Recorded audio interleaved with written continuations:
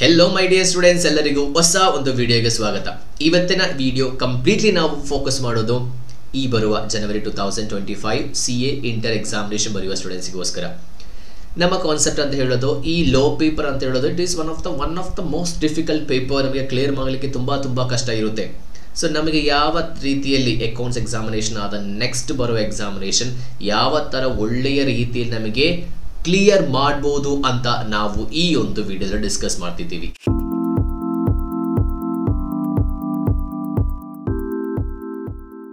ಇದರ first content ಆಗಿ ನಾನು ಹೇಳೋದು, ಈ ಒಂದು ಸಣ್ಣ ಸಮಯದಲ್ಲಿ ನಮಗೆ ಎಂಟೈರ್ ಸ್ಟಡಿ ಮೆಟೀರಿಯಲ್ ನಮಗೆ ರಿವೈಸ್ ಮಾಡೋಕ್ಕೆ ಸಾಧ್ಯ ಇಲ್ಲ. ಸೊ ಅದಕ್ಕೆ ನಿಮಗೆ ಗೊತ್ತಿರುವ ಹಾಗೆ ಸಾರಾಂಶ ಅಂತ ಹೇಳುವ ಒಂದು ಮೆಟೀರಿಯಲ್ ನಮ್ಮ ಕೈಯಲ್ಲಿದೆ. ಅದನ್ನು ನಾವು ತಗೊಂಡೋಗಿ ರಿವೈಸ್ ಮಾಡೋದು.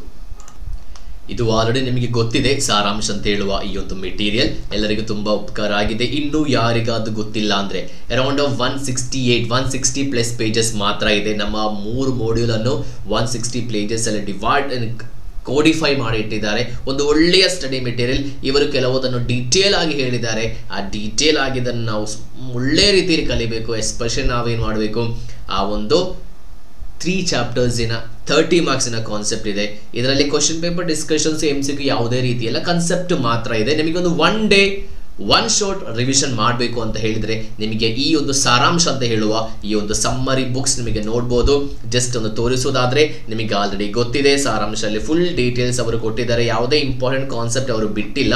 ಸೊ ಇದರಲ್ಲಿ ಸ್ವಲ್ಪ ಪೇಜಸ್ ನಮಗೆ ಈ ಥರನೇ ಅವಾಯ್ಡ್ ಮಾಡ್ಬೋದು. ಎಲ್ಲ ಚಾಪ್ಟರ್ಸ್ ಡೀಟೇಲ್ಸ್ ಕಂಪ್ಲೀಟ್ ಆಗಿ ಕೊಟ್ಟಿದ್ದಾರೆ. ಯಾವುದಕ್ಕೆಲ್ಲ ಇಂಪಾರ್ಟೆಂಟ್ ಡೆಫಿನೇಷನ್ಸ್ ಬೇಕು ಅದಕ್ಕೆಲ್ಲ ಇಂಪಾರ್ಟೆಂಟ್ ಆಗಿ ಅದೇ ರೀತಿಯಲ್ಲಿ ಡೆಫಿನೇಷನ್ಸ್ ಕೊಟ್ಟಿದ್ದಾರೆ. ಪಾರ್ಟ್ 1 ಚಾಪ್ಟರ್ ವೈಸ್ ಎಲ್ಲ ಡಿವೈಡ್ ಮಾಡಿದ್ದಾರೆ. ಒಳ್ಳೆ ರೀತಿಯಲ್ಲಿ ಅರೇಂಜ್ ಮಾಡಿದ್ದಾರೆ. ನಿಮಗೆ ಫಸ್ಟ್ ಆಗಿ ನಿಮಗೆ ಈ ಒಂದು ಡಾಕ್ಯುಮೆಂಟ್ ನೀವು ಡೌನ್ಲೋಡ್ ಮಾಡಿ ನೀವು ಇದನ್ನು ಖಂಡಿತ ನೀವು ಓದಿದ್ರೆ ನಿಮಗೆ ಎಲ್ಲ ಕಾನ್ಸೆಪ್ಟ್ ಬಗ್ಗೆ ನಿಮಗೊಂದು ನೆನಪಿರುತ್ತೆ.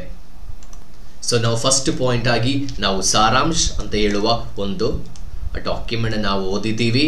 ಅದೇ ರೀತಿಯಲ್ಲಿ ಸೆಕೆಂಡ್ ಇದು ನಾವು ಓದಿ ಅದನ್ನ ನಾವು ಆನ್ಸರ್ ಮಾಡಬೇಕು. ಆನ್ಸರ್ ಮಾಡುವಾಗ ಮೆಜಾರಿಟಿ ಸ್ಟೂಡೆಂಟ್ಸ್ ಈಗ ಫಸ್ಟ್ ಟೈಮ್ ಬರೆಯುವ ಸ್ಟೂಡೆಂಟ್ಸ್ ಅಥವಾ ರಿಪೀಟ್ ಆಗಿ ಬರೆಯುವ ಸ್ಟೂಡೆಂಟ್ಸಿಗೆ ತುಂಬ ಕನ್ಫ್ಯೂಷನ್. ಸರ್ ಇದೆಲ್ಲ ಯಾವ ರೀತಿ ಸರ್, ಇದೇ ರೀತಿ ಬರಲಿಕ್ಕೆ ಇಟ್ ಈಸ್ ವೆರಿ ಡಿಫಿಕಲ್ಟ್. ಏನು ಮಾಡಬೇಕು, ತುಂಬ ಸಿಂಪಲ್. ಟೆಕ್ನಿಕಲ್ ಟರ್ಮ್ಸ್ ಅನ್ನು ನಾವು ಅದೇ ರೀತಿಯಲ್ಲಿ ಬರೆಯೋಕ್ಕೆ ನಾವು ನೋಡಬೇಕು. So what is the meaning of this technical terms ಅಂತ ಹೇಳೋದು ಇನ್ನೂ ನಿಮಗೆ ಕ್ಲಿಯರ್ ಆಗಿಲ್ವಾ? ಎಕ್ಸಾಂಪಲ್ಗೋಸ್ಕರ ನಾನೀಗ ಸ್ಮಾಲ್ ಕಂಪನಿದು ಒಂದು ಡೆಫಿನೇಷನ್ ತೆಗೆದಿದ್ದೀನಿ. ಸೊ ಇದರಲ್ಲಿ ಯಾವುದೆಲ್ಲ ಟೆಕ್ನಿಕಲ್ ಟರ್ಮ್ಸ್ ಬರುತ್ತೆ. First one, it is a private company. ಅದು ಖಂಡಿತ ನಾವು ಬರೀಲೇಬೇಕು. It is a private company.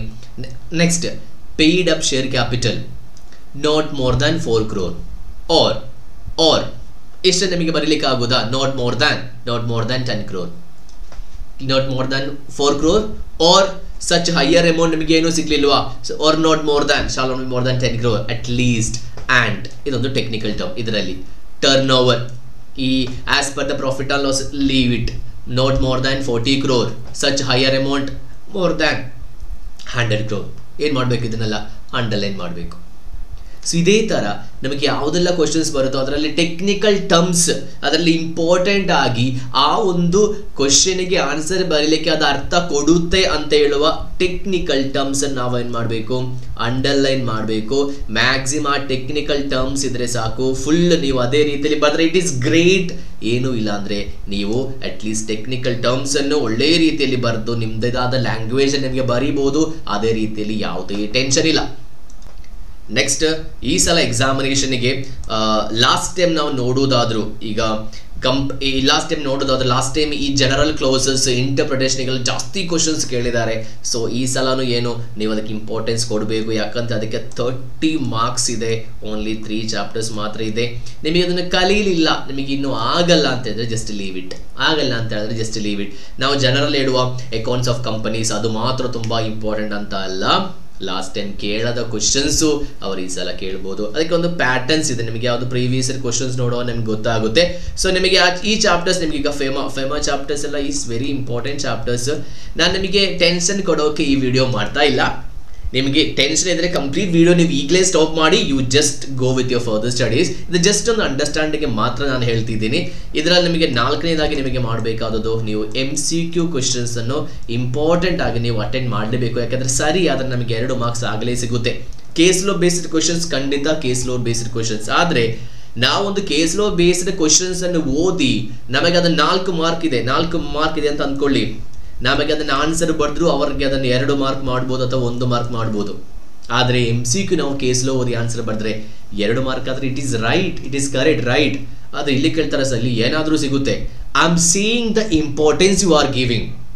ನೀವು ಕೊಡುವ ಕಾನ್ಸಂಟ್ರೇಷನ್, ನಿಮ್ಮ ಎಫರ್ಟ್ ಇದೆಲ್ಲ ಕರೆಕ್ಟ್ ಆದರೆ ಏನಾಗುತ್ತೆ, ನಿಮಗೆ MCQ ಒಳ್ಳೆ ಮಾರ್ಕ್ಸ್ ಸ್ಕೋರ್ ಮಾಡ್ಲಿಕ್ಕೆ ಆಗುತ್ತೆ. ಸೊ ಖಂಡಿತ MCQ ಒಳ್ಳೆ ರೀತಿಯಲ್ಲಿ ನಿಮ್ಗೆ ಗೊತ್ತಿದ್ರೆ ಮಾತ್ರ ಅಟೆಂಡ್ ಮಾಡಿ, ಇಲ್ಲ ಅಂದ್ರೆ ಬಿಟ್ಬಿಡಿ. This is the 4th point, but we have to discuss. 5th point ಅಂತ ಹೇಳೋದು, ನಿಮಗಿನ್ನು ಸೆಕ್ಷನ್ಸ್ ಇಂಪಾರ್ಟೆಂಟ್ ನಿಮಗೆ ಗೊತ್ತಿಲ್ಲ ಅಂತ ಹೇಳಿದ್ರೆ ಬಿಟ್ಬಿಡಿ. ಸೆಕ್ಷನ್ಸ್ ಇಂಪಾರ್ಟೆಂಟ್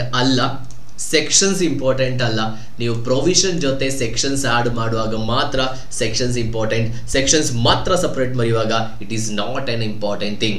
ಸೊ ಸೆಕ್ಷನ್ಸ್ ಕಲೀಲಿಕ್ಕೆ ಇನ್ನು ಈ ಡೇಸ್ ಬೇಡ, ನಿಮಗೆ ಕೂಲ್ ಆ್ಯಂಡ್ ಕಾಮ್ ಆಗಿ ಕುತ್ಕೊಂಡು ನೀವು ಬರಿಬೇಕು, and that is very important. ಇನ್ನು ನಿಮ್ಮ ಪೇಪರ್ ಯಾವ ಥರ ಇರಬೇಕು, so first impression is the best impression.